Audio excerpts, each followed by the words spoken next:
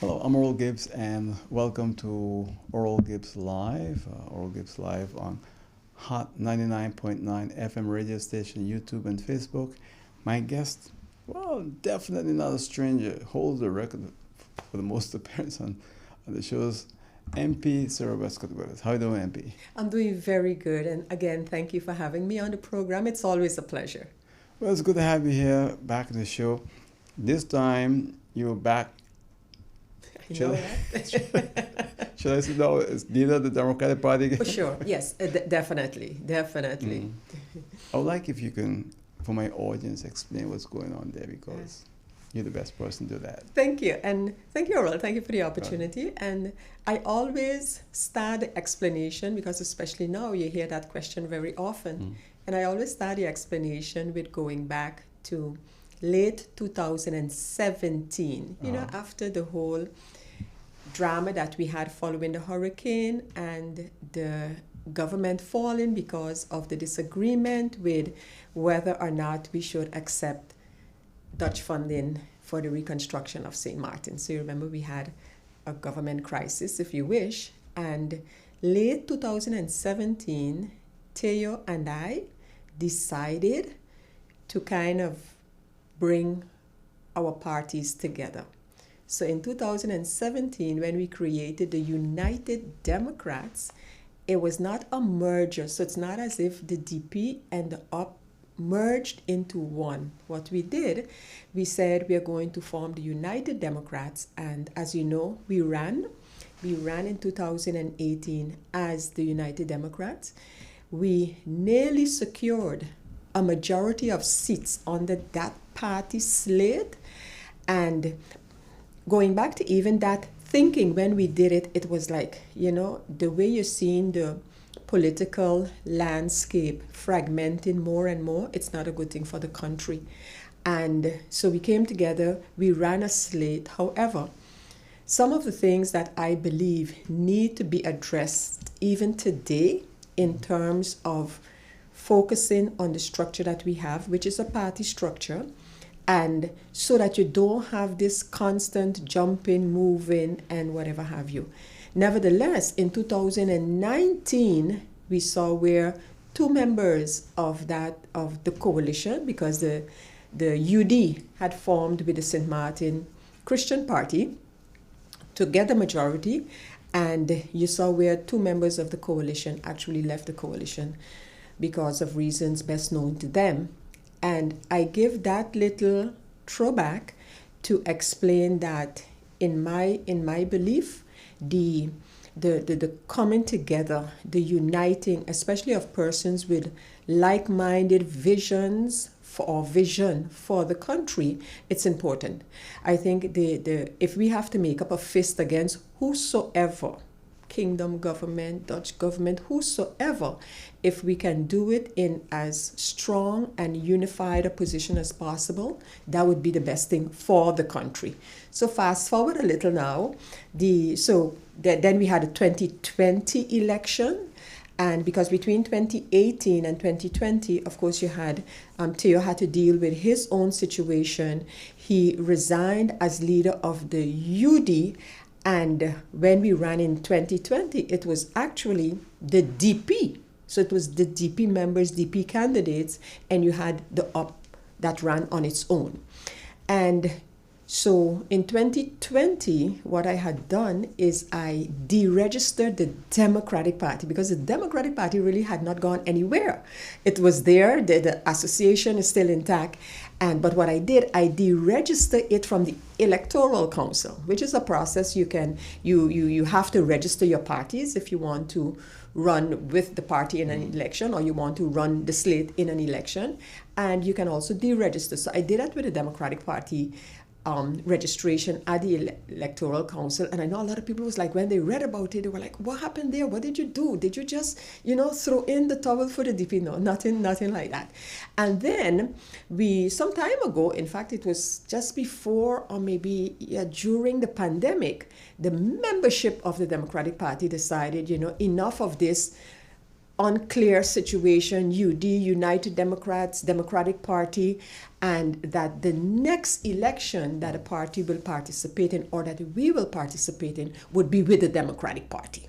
So that is the process that started up and led us to, in November of last year, deciding, now we need to hold the general, as the Congress, as we call it, or general membership meeting. And we decided to couple that with also a call for the same call we had in 2017, 2018. Guys, we need to join forces, because what we're seeing, take the Parliament of St. Martin today, 9 factions in a parliament of 15 members. Most of them 1-member factions. For you to, in a situation like that, for you to really get things done and get things done that people can see, oh, this is their position. I think it's important that political parties are clear in their position. And if you agree with that party, you can align yourself with the party. If you don't agree with the position of the party, that's another discussion. So that was decided, and then we decided to have this meeting and at the same time couple it with, that call to regenerate, and regenerate, regrowth, we call it all kind of, but it's definitely to reestablish ourselves based on the principles that a party was created on, but then looking at today. Not every solution that we had 10, 20, 30 years ago could work in today's situation, in today's environment. So, and then the meeting was finally held. We then postponed it, let the Christmas holidays pass, and then we held it in January, on the 22nd of January. And I especially was very, very much heartened, by how people gravitated towards the call, and it was really nice. It was really nice. History is important, and people say, well, the Democratic Party belongs to Clem and Claude. Is that correct?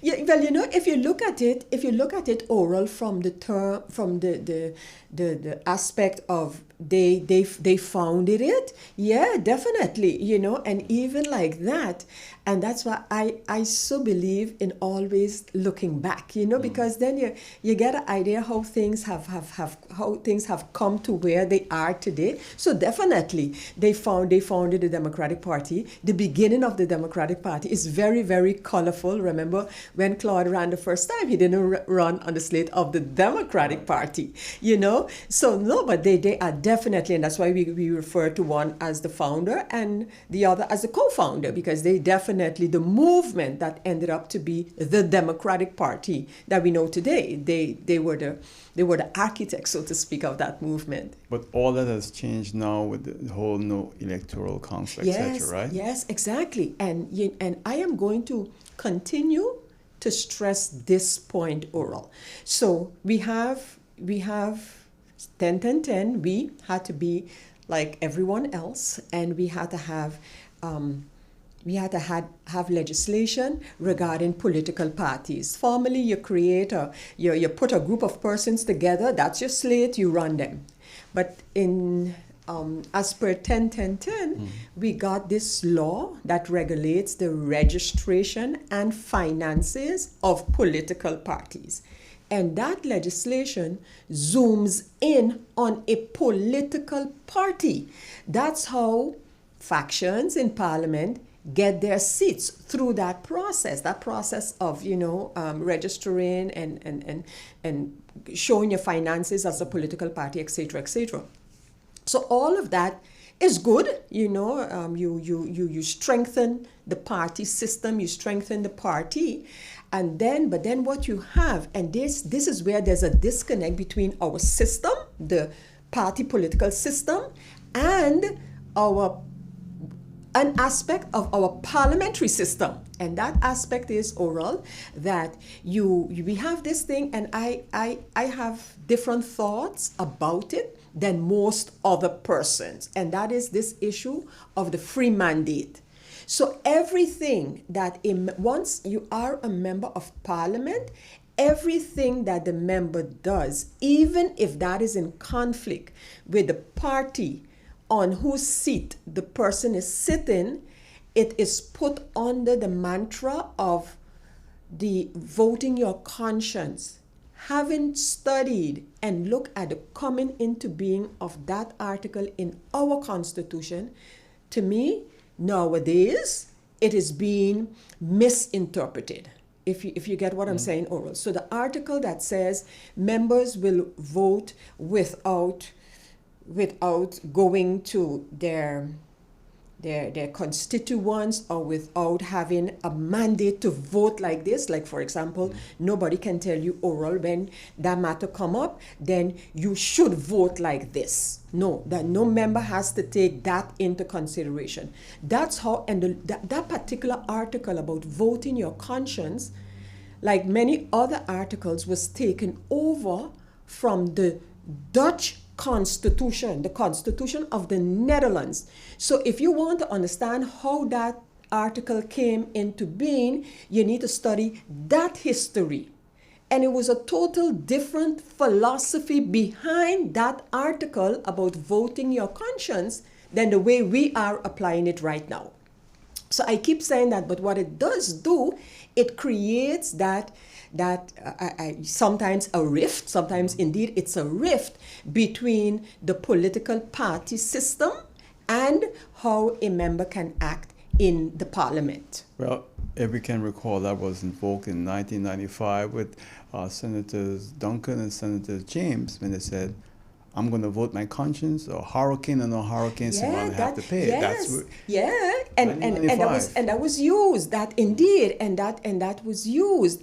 And you know, in a case like that, it was more, whether you agree with what they stated, but it was more justifiable to say, I, Sarah Wescott, albeit that I am a member of the UD or the Democratic Party in Parliament, but on the topic of TOT, for example, I'm going to vote this way. Now, it's expected that if you have a good party structure, the members of the party in Parliament would most times toe the same line, but that members should have the opportunity, if they can get a consensus amongst their faction and party, to say, well, you know, on this one, respect me, but I am going to vote differently. To me, that should be allowed. That should be allowed.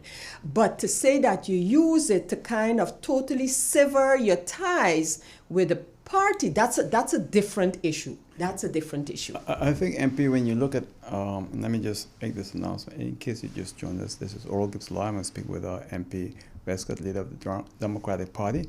You will listen to us on Hot 99.9 FM radio station here in Simpson Basin, Maarten, or YouTube and Facebook. MP, I want to go back again to 95 because it's important. Yeah. Hurricane Lewis came in September, the 5th of September 1995. At the time, Poirier was Prime Minister of Netherlands Antilles, and the National Alliance, along with the party that you supported, was also in the government in the former Netherlands Antilles. Yes, yeah. There was a whole issue over the turnover tax. Was, and I know the National Alliance don't like it, this was their baby. They really wanted this. Yeah. The Democratic Party didn't want it. Let's fast forward now, because I think from the inception of the turnover tax, it was delayed, I think, for 6 months or something like that, before they, because of the effects of Hurricane Lewis. Yes. It's been a very vicious tax on Simada. The prices of goods and services skyrocketed from that time on. Exactly. Oh yes. Although politicians don't want to admit it because now it's a big income for the government, I think it has hurt Simada. And that's why at the time, Senator Duncan and Senator James was adamant about it, that they're not going to support the position of St. Maarten, but they're going to go and support Poirier, who was the Prime Minister at the time, with the turnover tax. Yeah. No, you correct me there. It is. That's exactly the way it went. And as you said, the phrase "hurricane or no hurricane," you know, that phrase was was established at that time. And what you also see, Oral, is that then the people's eyes opened, because remember, in 1994 we had a referendum, and persons decided, the majority of persons decided, they would remain within the Netherlands Antilles. But when it was made very clear and touching all of us in our pockets that even after a disaster such as Hurricane Louis, Right. that you could have a system, which was the federal system, that could still impose such a tax on us.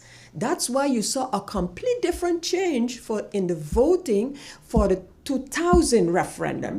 People were, because we kept, and I and others at the time kept preaching, we don't have the decision making power to deal with our taxes. We don't have legislation power to deal with public health, with education, all of these things. Even the legislation was being done by the central government.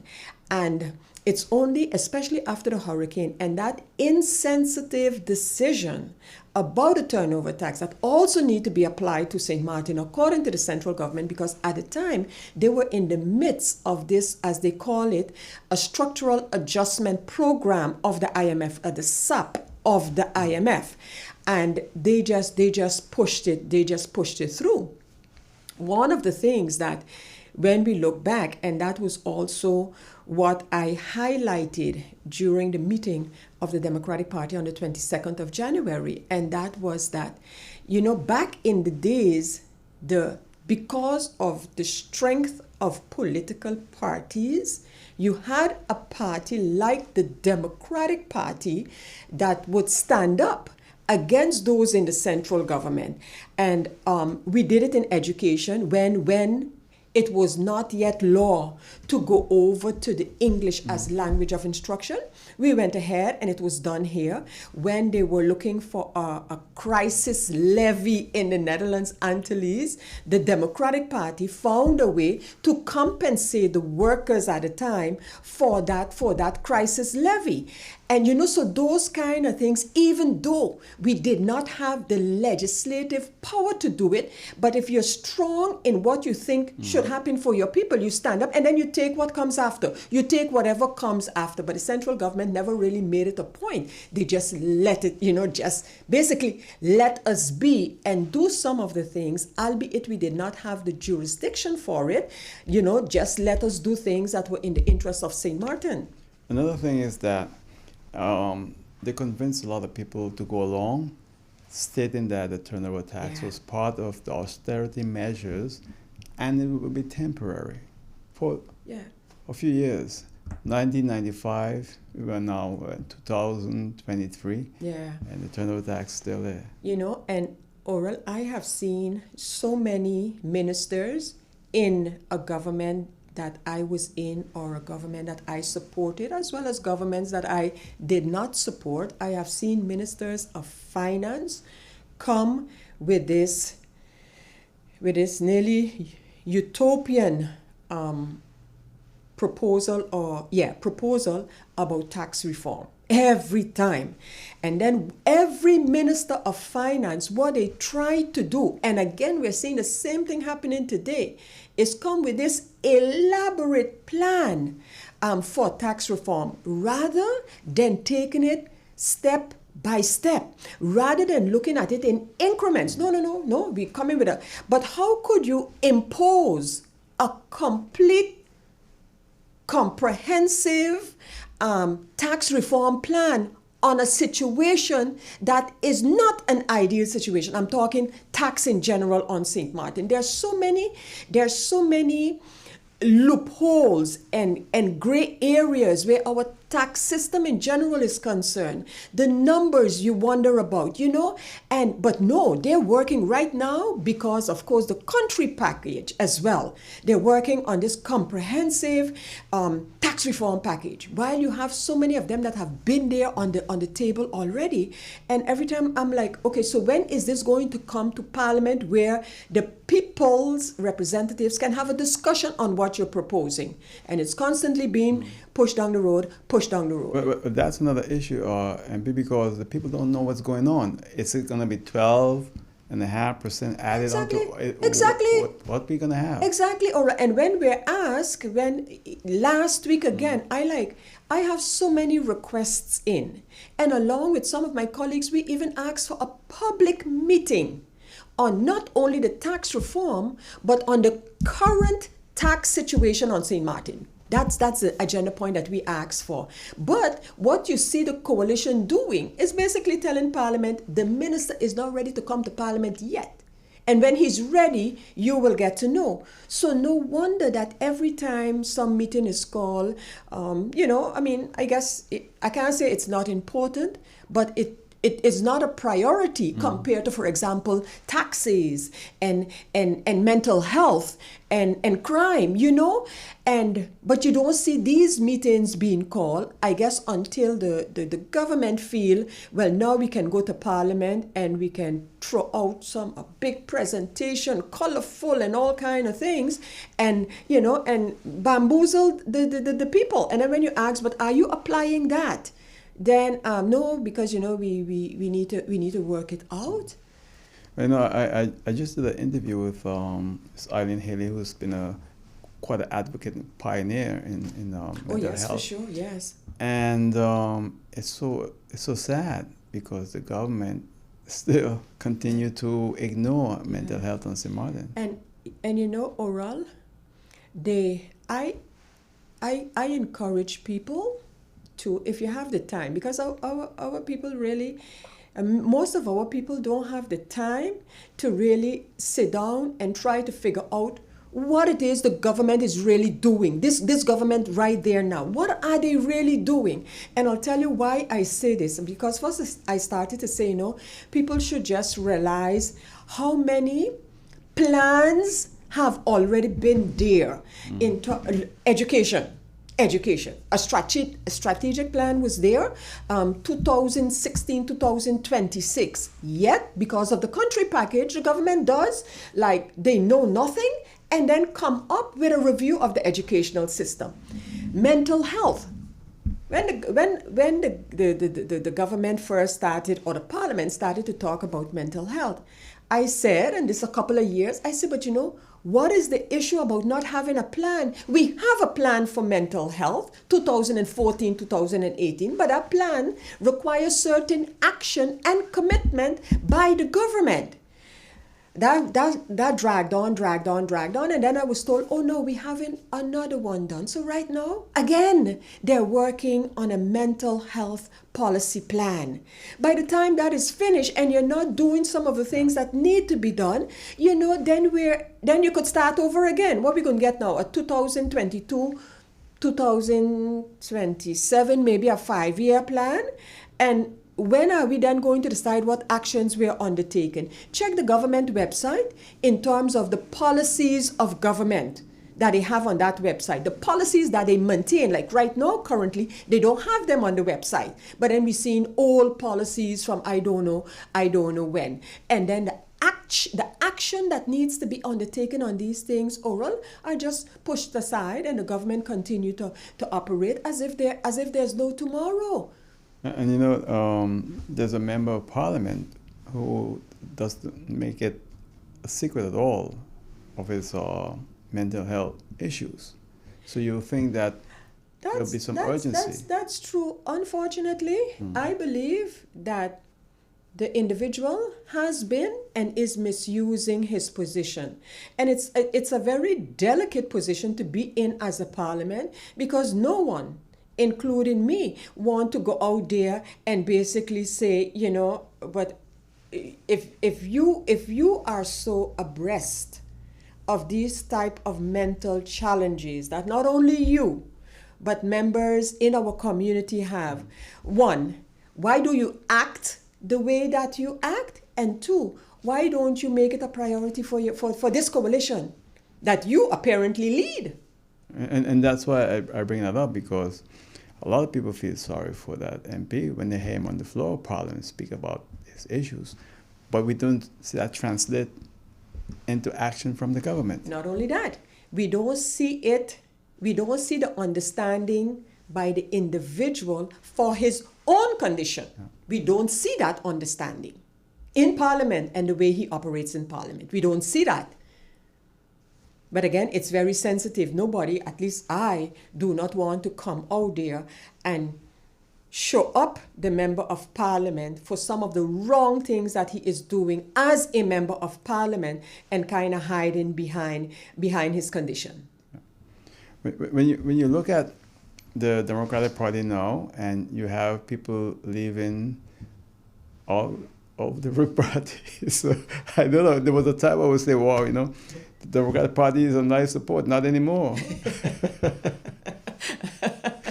and yeah, and I think people want direction. What we have seen during the last couple of years, and it started in 2019, actually, when we had a breakup of the coalition. You had an interim government.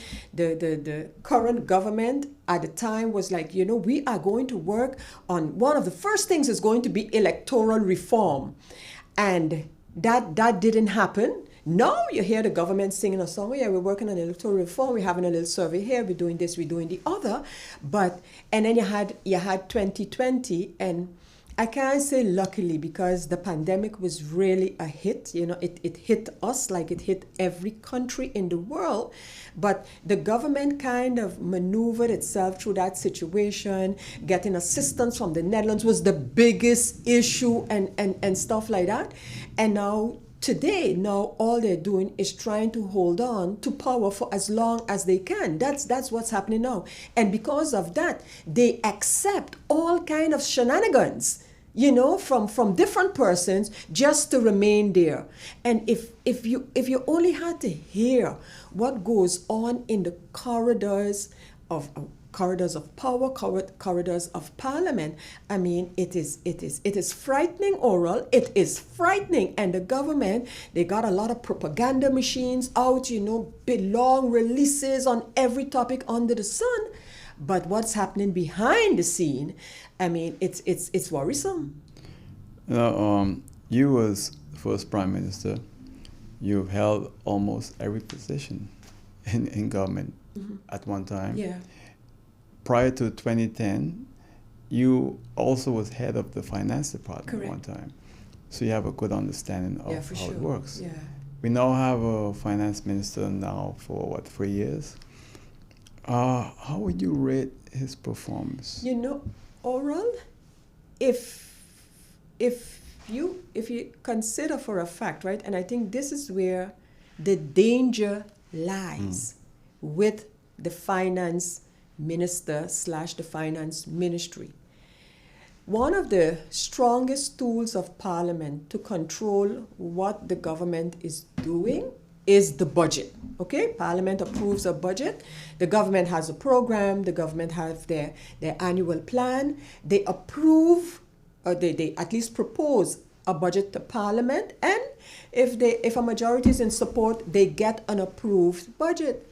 But this government, look, when 2022 budget was approved somewhere April, May 2022, late to start with. But then the government told us at the time, don't worry too much with the budget as we present it. It has to be amended.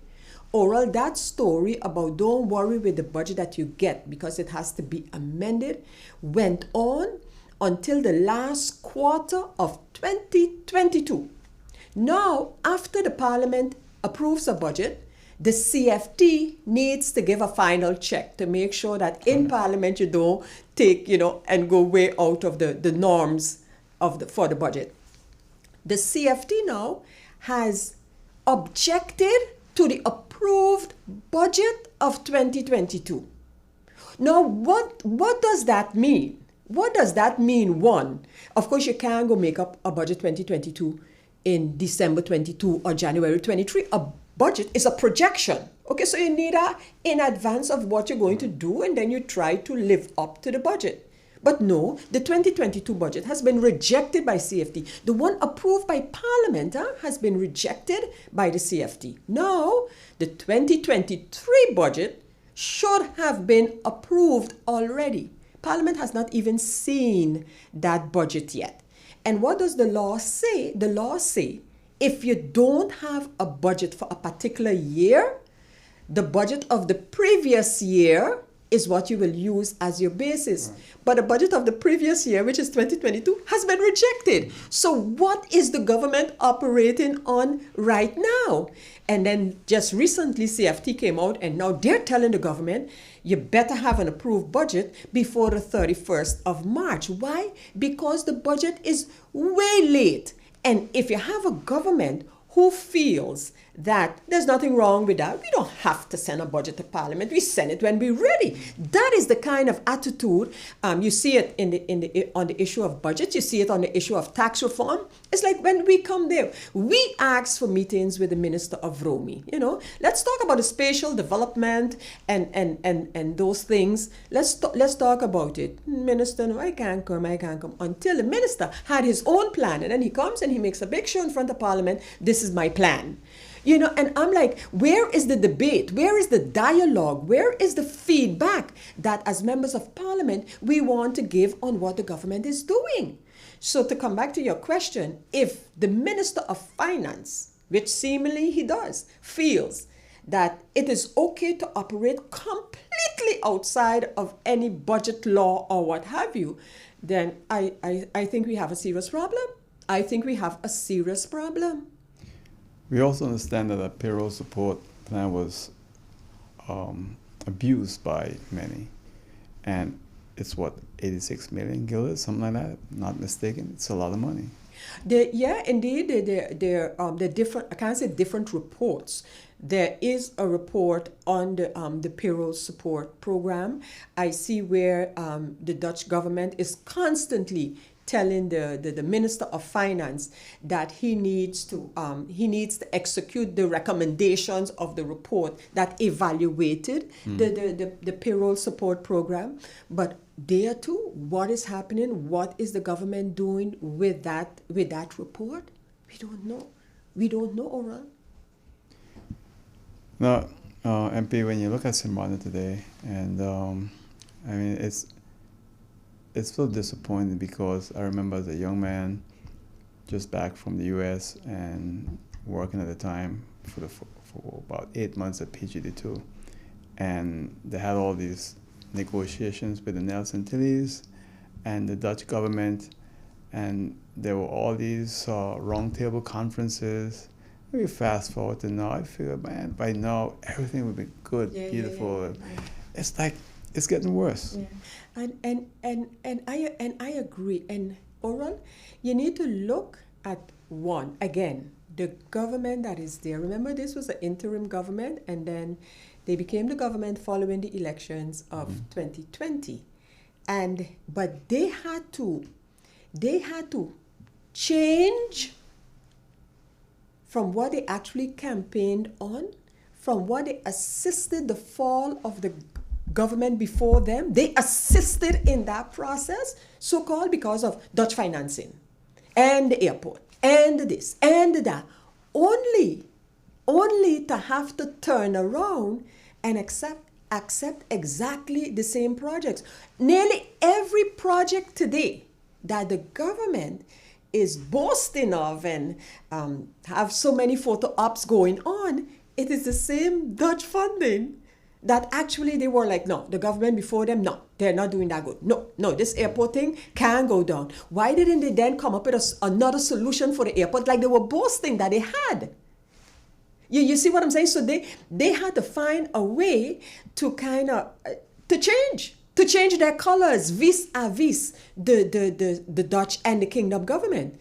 The issue of where we go constitutionally in the kingdom, you see the same thing there. The government in its governing program speaks about decolonization, but they themselves have never broached the topic in sitting with other governments of the Dutch kingdom. They have never. You know what I'm saying? But out there, they're singing a different song completely. So talk about a word that we used to use so much in the past, but that can't even properly described the government flip-flopping, like we used to commonly refer to a change of heart, but that can't adequately describe what we are seeing now. So is that, should I say that's how politics you know, not there's always there could be, I can't say there's always a little flip-flopping. I changed my mind, I don't, you know, but in the case of the government, and that's why I say I don't think flip-flopping adequately describe their behavior. Yeah. You know, because that's you come out and you say, well, that's the way we thought then, but we get in there, we don't see a other way out, so this is what we're going to do. No, they let it slumber a while, and now they're jumping up because they're looking at early elections. So now they're jumping up, and you know, every project of the NRPB is the best thing since sliced bread. So you think we'll have elections before the end of this year? Well, you know, I'm hearing so many different things, but there are little sound bites here, sound bites there. So I sent a letter to the Prime Minister to ask exactly what is her intention. Of course, I don't expect an answer on that. Right. I would be pleasantly surprised if I did get an answer, because are they going to what are they going to do? Again, use Article 59 to dissolve Parliament. And what arguments are they going to use? It ain't that every period in the year we can use as an argument to have election. Oh, we can't have it in July, August because summer holidays. We can't have it for Christmas holidays. We can't have it for Carnival. We can't have it for hurricane season. You understand what I'm saying? That is not what that article is for. So, I'm curious to hear if the Prime Minister will address it. The last thing I saw, what she said publicly, was that she's going to get legal advice on it. There is no legal advice to be had. If you feel you should call early election, that means you believe you should dissolve Parliament. Why are you dissolving Parliament? Don't tell me that, because we need to keep election now because we don't want it in the Christmas holidays. Because the 4-year term of Parliament ends in January 2024. So the argument that I'm hearing back and forth is that, but if we look at that, which means you're going to have campaigning during you're going to have campaigning during Christmas time, and that really ain't right. But neither can we campaign, or should we campaign, during hurricane season, putting up boats and all. You know, so if you're looking for that kind of an argument, we're going to have election period. No time of the year would be the perfect time to have election and to have a campaign. In case you've just joined us, I'm Oral Gibbs here on Oral Gibbs Live with MP Sarah Wescot-Williams, leader of the Democratic Party of St. Maarten. You're listening to us on Hot 99.9 FM radio station, YouTube, Facebook, TV Caribbean. When we come back, we'll continue speaking right here on Oral Gibbs Live. Please do this. Make use of WIB mobile banking with easy access and direct usage of face recognition,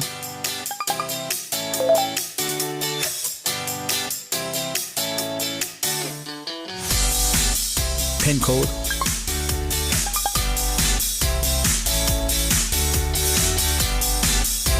or fingerprint. Download WIB mobile banking app and make your transaction from anywhere at any time. For more information, visit wib-bank.net/quick-login. If you would like to advertise on Hot 99.9 FM radio station, give us a call at 520-6070. That's 520-6070. I'm Earl Gibbs here with MP Sarah Wescot-Williams, leader of the Democratic Party of St. Maarten. MP, you know, I recently had the CEO of the airport, Mr. Mingo, here, and that's because it's very frustrating to see the airport dragging its feet. You know, we talk about the Dutch doing things better than us. We're not good at getting things done. We have all kind of issues. We're like retarded in a way to say. But at the same time, the Dutch, they're very intelligent, they're smart, they're good, they know all, and they're gonna make sure the problem is solved. But from 2017, the airport is still being reconstructed. Yeah. You know, and Oral, I refer to the airport as one of the projects that got bogged down in some serious politics at the beginning. So before the financing came into place, we were months, if not years, further than when the hurricane hit. So before that was finally decided on and accepted by the government that is there today, I mean, a long time passed because all kind of maneuvering was being done, and then the blame was being put on boards and persons, and I mean, you name it. And then you have, I haven't gotten, let me put this up first, I haven't gotten a recent update on the situation with the airport. I know there is a delay based on the schedule that they had in front of them. The reasons that have been given, is it so, is it not so, reasons such as, material, pandemic, war, I mean, all of those things, war in Ukraine, of course. And I don't have details of that. I can only go by what is being reported. But in the meantime, you are totally right. Look where we were and where we still are today.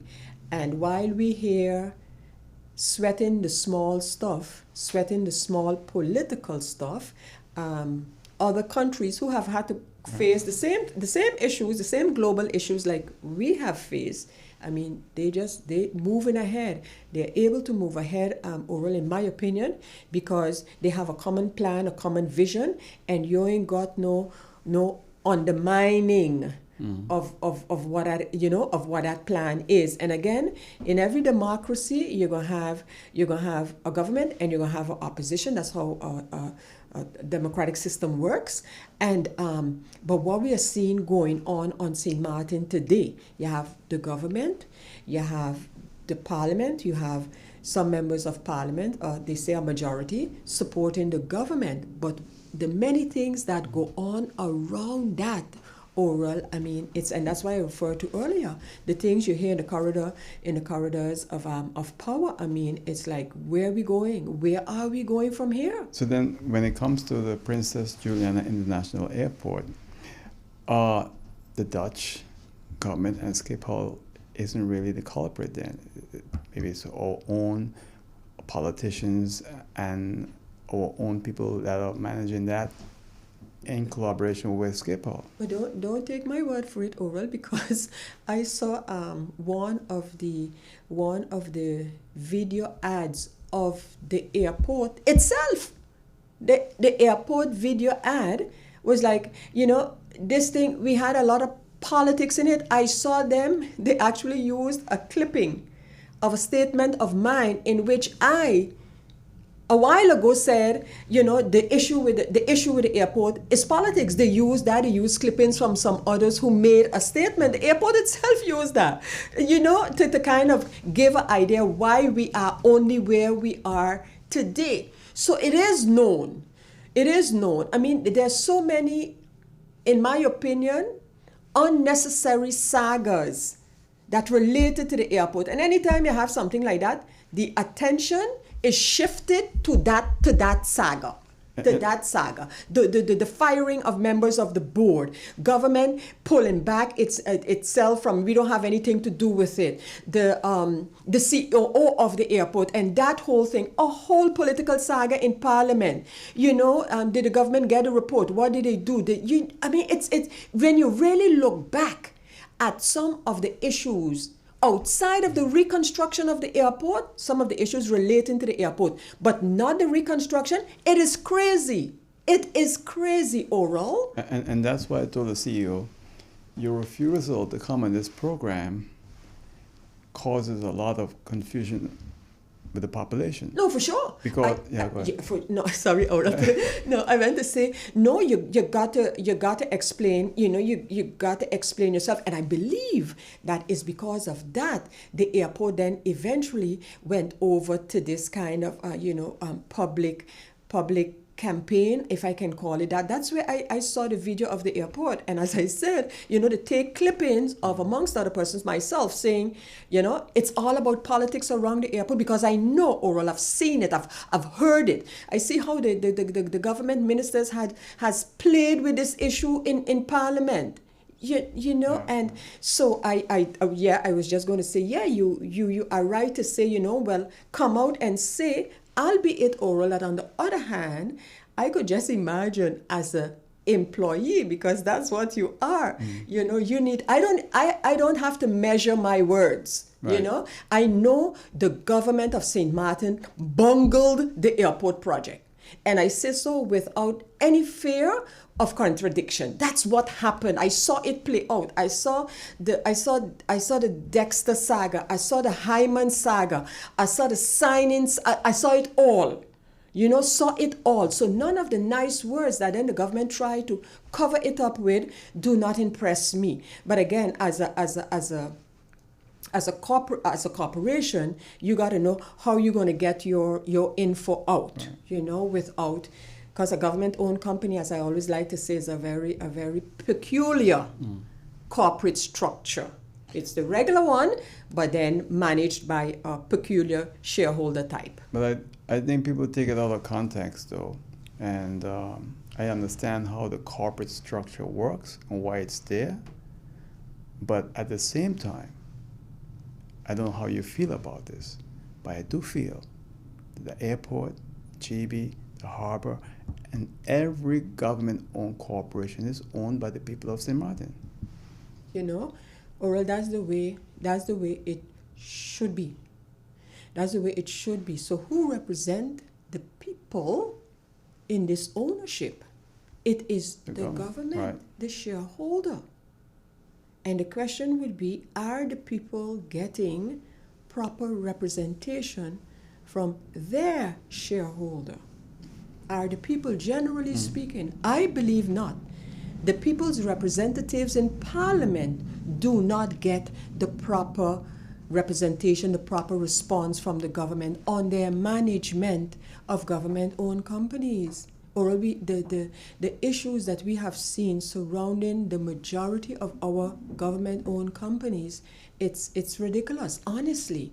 And so you have the structure, shareholder, supervisory board of directors, and you have a management board. A management board can consist of one or more persons, but the fact that the shareholder is a political institution, that's what it is. The government, the parliament, those are political institutions. You get politics kind of getting into what should be a straightforward corporate structure. I think the whole thing, and this is where I have an issue with Mr. Mingo. Oh, it's not the people's own. It's a corporation, yes, but at the same time, if you rent your property to Johnny or Sandra, you know you just can't put them out because it's your property. Even if Johnny and Sandra is not paying you, you have to go to court. True. So don't hold the argument, oh, so the airport is yours, how come you can't walk on the ramp? It's baloney. No, but you see, and again, technically, he might be right. And that's a phenomenon of a government-owned company, because the structure, fine, you know. But then in our case, Oral, we have the strange thing that between the people and the corporation, you got a shareholder, which is the government. And that's a political institution. And the people put them there. Exactly. And what I'm saying here, to represent them and to manage their affairs. That's why I said to Mr. Mingo, I'm not stupid, but ultimately it belongs to us. Because when politicians, yourself and others ask us to vote for you, we put you there in confidence that you're going to take care of our business. You're going to manage our affairs. Exactly. And that's part of it. Exactly. So I don't know. Look. Yeah. But you know, and again, Oral. So what happens? So the government acknowledges that the way that they manage the government-owned company is not up to par, for sure. And we have seen many examples of such. So now the big thing is, and they're hiding behind that. Oh, we're going to renew the corporate governance of government-owned companies. You know, we're going to put new rules in place, and then the roles of shareholder and supervisory board of directors, etc., would be clearer. You know, would be better managed. But if a political situation comes up that the government feel they got to play with any of our government-owned companies, I don't see them taking no kind of corporate governance into consideration, because we have seen it do it. And then, it's not us to appoint or fire somebody, but did you know about it? Didn't they tell you that they're going to court? Yeah, but they tell us late. All of these little stories regarding things that are happening in our government-owned companies. It's amazing. We've spent, a year, 2 years talking about coho, and now you had a release out recently about that. Yeah. What's going on? All right, I don't know. I don't know what more to say. So we had the whole coho thing, right? So for the country package, the government of St. Maarten and others agreed to the coho law. Okay, for the country package, the government agreed to the coho law. But of course, the coho law being a kingdom law, or the proposal was for a kingdom law, that means the parliaments of the countries can give their voice, okay? They can give their sentiments on this draft kingdom law, which the parliaments of Curacao, Aruba, and St. Maarten did. Is that what they call a consensus law then? It's supposed to be, and that's a different beast again. Oh. But anyhow, yeah. So it should have been a consensus kingdom law, and I mean, that we can't vote, and even if we are against, that doesn't mean that the Dutch parliaments will go against it. And we have seen that with the dispute regulation, how that went. But so anyhow, so then this law, so the parliaments of Curacao, St. Maarten, and Aruba objected to the coho law, because, and I was totally in favor. I was one of the ones objecting to that law. And then they say, okay. Then the state secretary said, okay, I'm going to pull it back. So it had already went to the second chamber, that law went to the second chamber, they had discussions on it, and then the state secretary said, I'll pull it back because the countries are objecting. And then we were told something else would come in its place.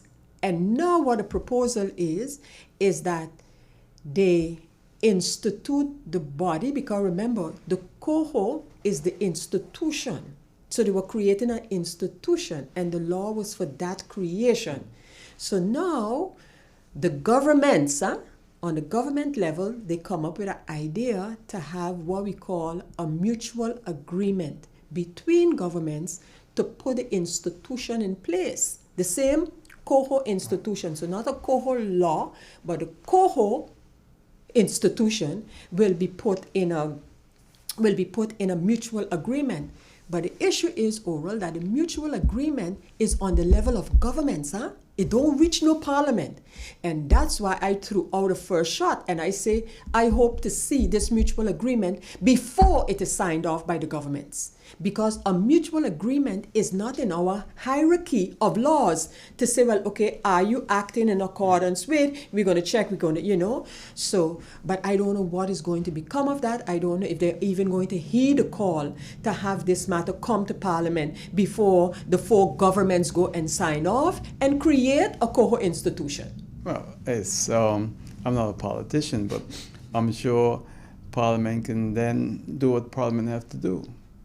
Yeah, that's and I hear that so often, and yeah, that's and you see where democracy is played out. But right now, Oral, between the coalition members of Parliament and the government, they're snubbing Parliament. They put things on the agenda when it suits them, how it suits them. If it's a little, I don't want to say controversial, if it's a little ticklish, they don't, they make sure they stay away from that kind of meeting. That's what we are seeing playing out. Well, looking back now to the Democratic Party, you have your list already?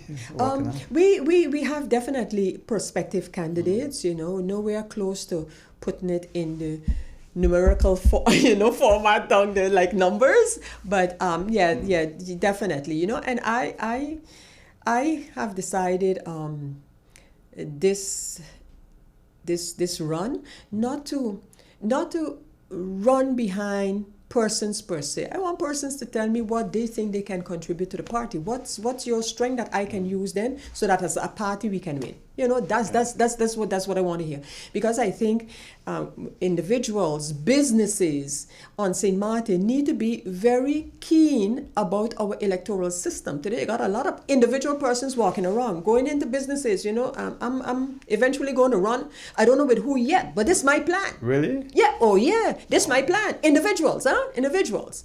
They're not associated with a party. Wow. Maybe they got a foundation, and then they go to businesses. But businesses sometimes don't even know. Businesses contribute to persons and don't realize that a person is a potential candidate. Some come out and say it, and others don't. And they go to business and say, you know what I think should happen on St. Maarten?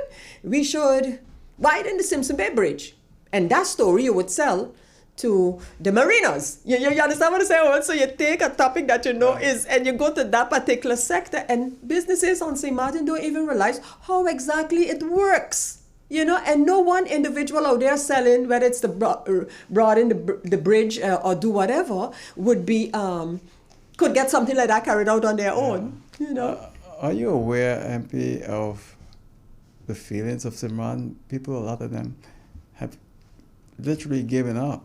I know. And on Sunday, on the 22nd, during the meeting, I presented a mantra, a quote from a philosopher and political analyst, Jacques Attali, and he was like, in order for any political party to make a grand comeback, because this thing of political parties sliding out is a global phenomenon. Is a global phenomenon, and it's very much individualistic.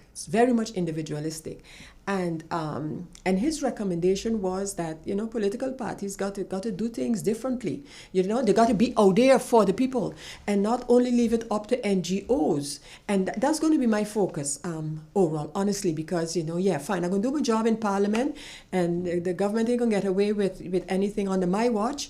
But my focus also need to be on what the people are saying, feeling, and experiencing. Well, we just about out of time. I only have about 30 seconds, all yours. All right, thank you so much again. It was a pleasure, especially at this time in our history, in our lives, to be able to talk about some of the things that really matter to the people of St. Maarten. So I thank you for the opportunity, and of course, wish you and our entire community strength and hope, and hope for better days. Well, MP, thank you very much and much success.